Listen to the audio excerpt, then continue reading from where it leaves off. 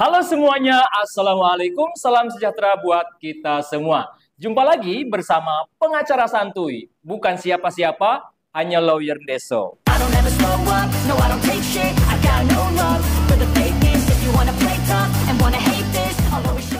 Kali ini kembali saya akan membahas pertanyaan dari sahabat viewers yang bertanya tentang proses gugatan perdata. Ada pertanyaan seperti ini ya, saya bacakan dan teman-teman juga bisa melihat dan membaca di layar video saya ini. Pertanyaannya seperti ini. Izin bertanya Bang, bagaimana jika saya sebagai debitur sudah ada perjanjian bersama kreditur? Dan pada waktu pembayaran saya tidak memenuhi prestasi tersebut dan saya digugat. Saya mempunyai etikat baik untuk membayarkan kepada kreditur, tetapi kreditur tidak ingin menerima pembayaran dan tetap menggugat.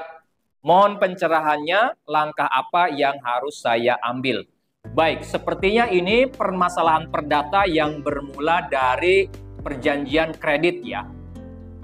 Apabila misalkan seorang debitur wan prestasi, entah itu misalkan dia menunggak berbulan-bulan atau misalkan sampai dengan macet, biasanya pihak kreditur akan menempuh upaya-upaya hukum, diantaranya yaitu dengan cara menggugat secara perdata melalui lembaga pengadilan. Dalam hal ini diantaranya adalah pengadilan negeri.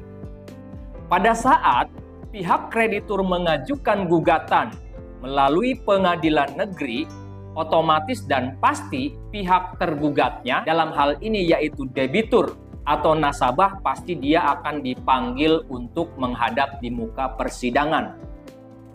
Nah, langkah yang harus ditempuh tentu tunjukkan etikat baik kita, kooperatif kita dengan cara menghadiri persidangan yang telah ditentukan jadwalnya. Di sini sahabat kita menyampaikan bahwa beliau ini punya etikat baik untuk membayar, untuk melakukan pembayaran kepada kreditur, tapi krediturnya tidak ingin menerima. Justru malah tetap mengajukan gugatan. Nah, mau tidak mau, debitur yang digugat oleh kreditur, hadapi saja proses hukumnya. Hadir pada persidangan ketika dipanggil untuk sidang. Karena pada permulaan atau awal-awal gugatan itu diproses di pengadilan, maka langkah pertama yang akan ditempuh adalah tahapan mediasi, di mana penggugat dan juga tergugat itu akan ditengahi oleh seorang mediator, baik itu mediatornya dari unsur hakim atau mediator profesional dari unsur non-hakim. Intinya mediasi itu wajib ditempuh sebelum proses pokok permasalahan itu diperiksa. Wajib yang namanya mediasi itu, maka nanti di tahap mediasi itulah sampaikan.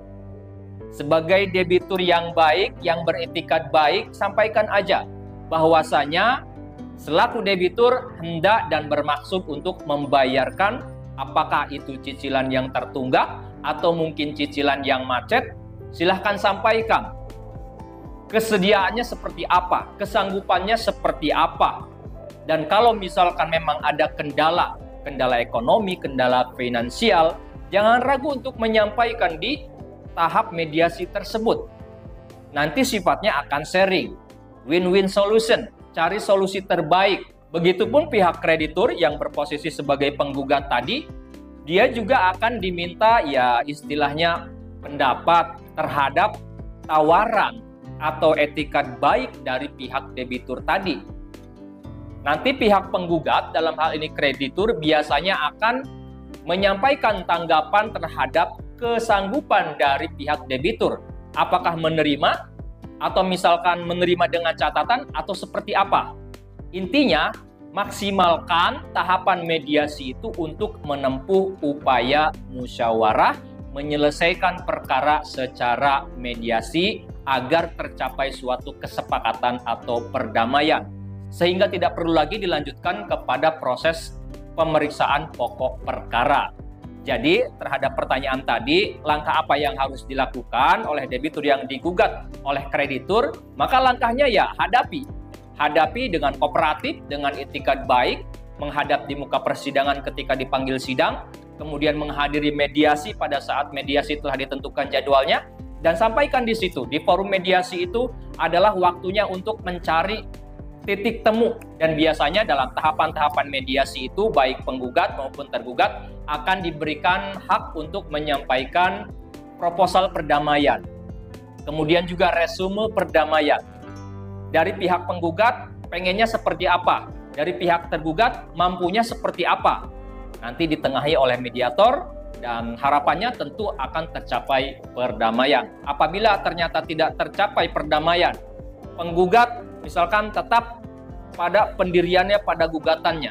Sedangkan tergugat misalkan ada upaya etikat baik untuk membayar. Namun ternyata penggugat tidak mau, lanjutkan aja. Maka mau tidak mau proses perkaranya akan tetap berlanjut.